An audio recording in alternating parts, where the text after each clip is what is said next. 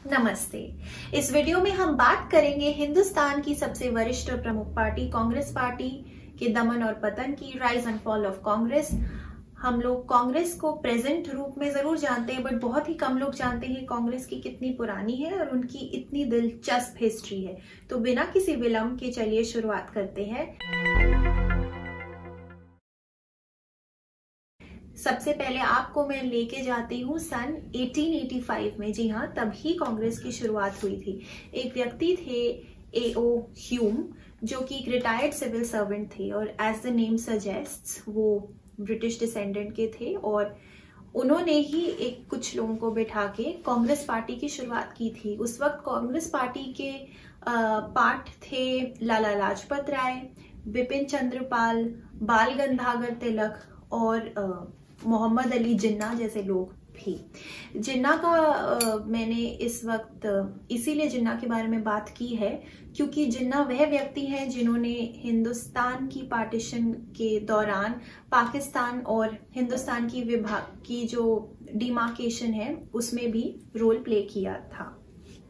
खैर, कांग्रेस पार्टी की शुरुआत वहां से हुई थी और सन 1905 में वो पार्टी जो है फिर से दो पार्ट्स में डिवाइड हो गई थी। ये दो पार्ट्स थे नरम और गरम। नरम वह लोग थे जो कि ब्रिटिश रूल से सद्भावना रखते थे और चाहते थे कि वह चलना चाहिए, और गरम वह लोग थे जो स्वराज की मांग करना चाहते थे और कहते थे कि हिंदुस्तान पूर्ण स्वराज होना चाहिए। तो दो गुटों में कांग्रेस पार्टी बट गई थी। मैं आपको इस वीडियो के माध्यम से बहुत ही इंपॉर्टेंट हिस्टोरिकल इवेंट्स के बारे में बता रही हूँ। 1915 में फिर एक बार एक बहुत ही इंपॉर्टेंट इवेंट हुआ था। वह इवेंट था महात्मा गांधी का रिटर्न का साउथ अफ्रीका से। उन्होंने कांग्रेस की प्रेसिडेंसी संभाल ली थी और महात्मा गांधी उस समय से काफी पॉपुलर बनना शुरू हो गए थे, मोर सो बिकॉज उनकी बहुत ज्यादा इन्वॉल्वमेंट थी ग्रास रूट मूवमेंट्स को लेकर, और इनफैक्ट कांग्रेस पार्टी को उनके नाम से काफी लोकप्रियता भी मिल रही थी। 1916 में लाला लाजपत राय ने एक बहुत ही दिलचस्प कमेंट पास किया था। उन्होंने कांग्रेस पार्टी को एक सेफ्टी वॉल्व से कंपेयर किया था। सेफ्टी वॉल्व इसलिए क्योंकि जिस तरीके से हमारा प्रेशर कुकर होता है और उसका एक सेफ्टी वॉल्व होता है, नहीं हो तो वो स्टीम बाहर आके वो फट के रह जाएगा। इसी तरीके से वह कहते थे कि कांग्रेस पार्टी इसीलिए चल पा रही है क्योंकि अंग्रेजी लोग चाहते हैं कि कांग्रेस पार्टी जो है वह बनी रहे ताकि जो हिंदुस्तान के लोग हैं वो प्रोटेस्ट ना कर पाए और ताकि उनको सारी खबर जो है इंटरनल वो समय पर मिलती ही रहे। तो उसके बाद 1923 में फिर से एक बहुत ही इंपॉर्टेंट चेंज आया था जब स्वराज पार्टी को फॉर्म कर लिया गया था।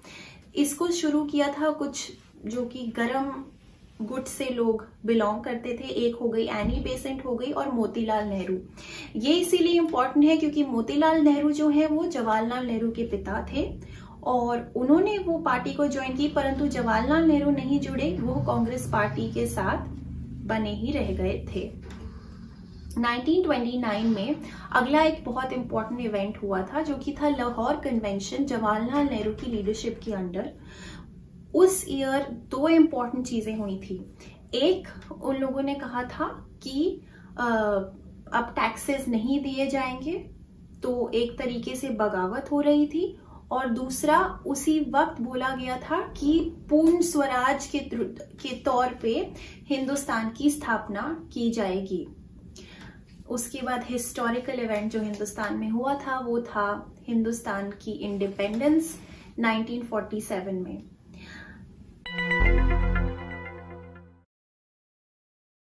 उसके बाद एक इलेक्शंस होने थे लोकसभा के, जो सबसे पहले, जिसमें हमारे सबसे पहले प्रधानमंत्री बने थे जवाहरलाल नेहरू। बट जवाहरलाल नेहरू को टक्कर देने के लिए कांग्रेस में और भी लीडर थे। एक ऐसा नाम था सुभाष चंद्र बोस का, जो 1938 और 39 में भी लीडर बने थे, परंतु उन्हें पार्टी से एक्सपेल कर दिया गया था क्योंकि इंटरनल पॉलिटिक्स के कारण, और कुछ लोग उनके व्यूज को काफी सोशलिस्ट मानते थे। उसके बाद में जवाहरलाल नेहरू का शासन चला था 1964 तक, जब उनकी भी मृत्यु हो गई थी। 64 के बाद कमान संभाली थी लाल बहादुर शास्त्री ने, परंतु उसका भी राज ज्यादा नहीं चल पाया था। उनकी 1966 में बहुत ही अजीब तरीके से मृत्यु हो गई थी टैशकेंट में, जिसे एक मिस्ट्री भी कहा जाता है, और उसका भी कोई आगे चल के परिणाम नहीं निकल के आ पाया था कि उनकी मृत्यु क्यों हुई है। 66 से 77 तक इंदिरा गांधी, जो कि जवाहरलाल नेहरू की सुपुत्री हैं, उन्होंने राज किया, और 1975 जो था वो उनके शासन का एक काला धब्बा माना गया है, जब उन्होंने इमरजेंसी को डिक्लेयर किया था बाकी लोगों की बगावत को एक तरीके से रोकने के लिए। तो 1975 का जो खामियाना था वो इंदिरा गांधी को उठाना पड़ा था, और जनता पार्टी की सरकार आ गई थी। खैर, मैं जनता पार्टी की ज्यादा बात नहीं करूंगी क्योंकि ये वीडियो कांग्रेस के बारे में है। तो एक बारी फिर से इंदिरा सरकार बनी थी 1980 में, लेकिन 84 में इंदिरा गांधी की हत्या कर दी गई थी। इंदिरा गांधी के बाद उनके उत्तराधिकारी होने थे नेचुरली उनके पुत्र संजय गांधी की भी मृत्यु हो गई थी एक एयरक्राफ्ट एक्सीडेंट में। तो राजीव गांधी उनके उत्तराधिकारी बने और उन्होंने कमान संभाल ली। परंतु वही एक दौर था जो मैं कह सकती हूँ कि एक सॉर्ट ऑफ एक इंसेप्शन कह सकते हैं कांग्रेस के डिमाइस का या डाउनफॉल का।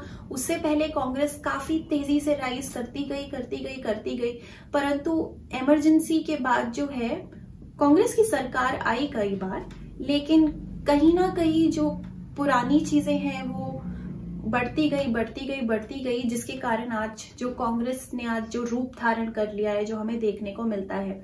राजीव गांधी की सरकार के समय बोफोर स्कैम हुआ था, तो उनपे करप्शन स्कैंडल का भी धब्बा लग गया था। राजीव गांधी की भी मृत्यु कर दी गई थी साउथ ऑफ इंडिया में, तमिलनाडु में 1989 में।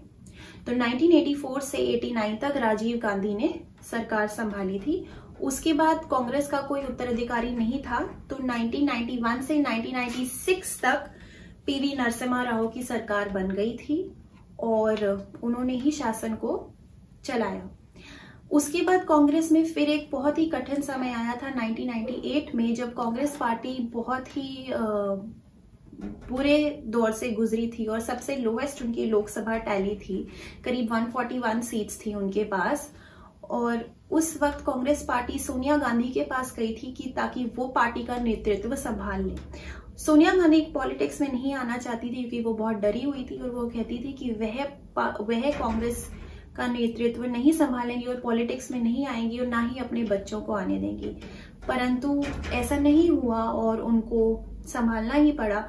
और 98 से लेके 2004 तक सोनिया गांधी ने एक बहुत ही यूनिक कॉन्कॉशन बिल्ड किया और कई लोगों से संगठन वापस बनाया और गठबंधन की सरकार के साथ 2004 में कांग्रेस एक बार फिर से वापस आ गई।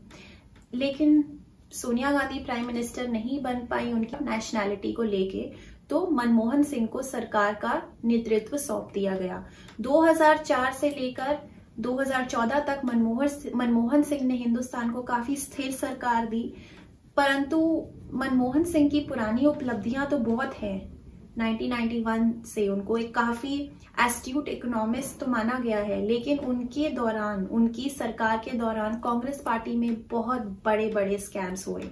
2G स्कैम, कॉमनवेल्थ स्कैम्स की जो नाम है वो बिल्कुल भी कम नहीं है और इसी कारणवश इसका खामियाजा उन्हें उठाना पड़ा था 2014 में, जब नरेंद्र मोदी सरकार द्वारा कांग्रेस का कंप्लीट डिमाइस कह सकते हो गया। उनको केवल 44 सीट्स ही मिली और 2019 में हिस्ट्री ने फिर से खुद को रिपीट किया और वो केवल 52 सीट्स में ही सीमित बन के रह गए। तो क्या है कांग्रेस पार्टी के फॉल का कारण? जो पार्टी इतनी पुरानी है और इतनी वरिष्ठ है हिंदुस्तान में, जिसका बहुत ही तेजी से राइज हुआ था, आज उनका नामो निशान इतना कम क्यों रह गया है? सबसे प्रमुख कारण इसका ये है कि कांग्रेस में डायनेस्टिक पॉलिटिक्स और सीनियरिटी को ज्यादा प्रेफरेंस दिया जाता है। जी हाँ, डायनेस्टी तो हम सब जानते ही हैं कि कैसे एक गांधी परिवार जो है जो कांग्रेस को चला रहा है और उनके अलावा किसी और के पास कांग्रेस में जितना भी टैलेंटेड हो ऊपर उभरने का उन्हें मौका नहीं दिया जाता है।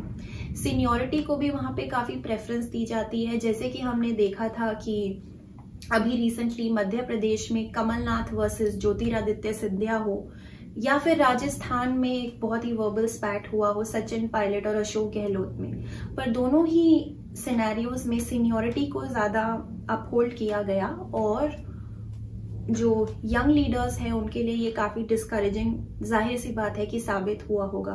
तो कांग्रेस में टैलेंट को पनपने का ज्यादा मौका नहीं दिया जाता है। हिस्टोरिकली भी देखा जाए तो लीडर्स शरद पवार और ममता बनर्जी जैसे लीडर्स ने इसीलिए कांग्रेस को छोड़ दिया क्योंकि उनके लिए इस पार्टी में ज्यादा कोई मौका नहीं था। कांग्रेस पार्टी अपने कैंपेन्स द्वारा और राहुल गांधी के चेहरे द्वारा यूथ को नहीं अपील कर पाई है। जाहिर सी बात है कि अगर नरेंद्र मोदी बार बार जीत रहे हैं तो उनका कैंपेन यूथ के साथ ज्यादा वर्क कर रहा है और वह बीजेपी जो है वो यूथ को ज्यादा होप दे रही है और ऑप्टिमिस्टिक फ्यूचर की आउटलुक दे पा रही है। तो यह कुछ कारण है जो कांग्रेस पार्टी के डिमाइस के हैं, परंतु आगे आने वाले समय में 2024 में पता चलेगा कि क्या कांग्रेस रिवाइवल कर पाएगी। इतने स्टेट्स वो हार चुकी है, हर स्टेट में उनकी प्रेजेंस जो है केवल गठबंधन के तौर पे ही रह गई है। तो इतनी वरिष्ठ पार्टी 1885 से एग्जिस्ट करने वाली पार्टी का क्या नामो निशान मिट के रह जाएगा? क्या आम आदमी पार्टी एक नई ऑपोजिशन के तौर पे उभर के आएगी? क्या कांग्रेस पार्टी खुद को रिवाइव कर पाएगी? ये तो आने वाला समय ही बताएगा। मैं आशा करती हूँ कि इस वीडियो के द्वारा मैं आपको हिस्ट्री का कुछ ही मिनटों में ग्लिम्स दे पाई हूँ। आप मुझसे बात कर सकते हैं कमेंट्स में, मैं जरूर पढ़ूंगी और आपको जवाब दूंगी। सब्सक्राइब प्लीज कर दीजिए इस चैनल को ताकि ये वीडियो और लोगों तक पहुंचे। लाइक कर दीजिए, शेयर कर दीजिए। मेरी वीडियोस देखने के लिए बहुत बहुत शुक्रिया।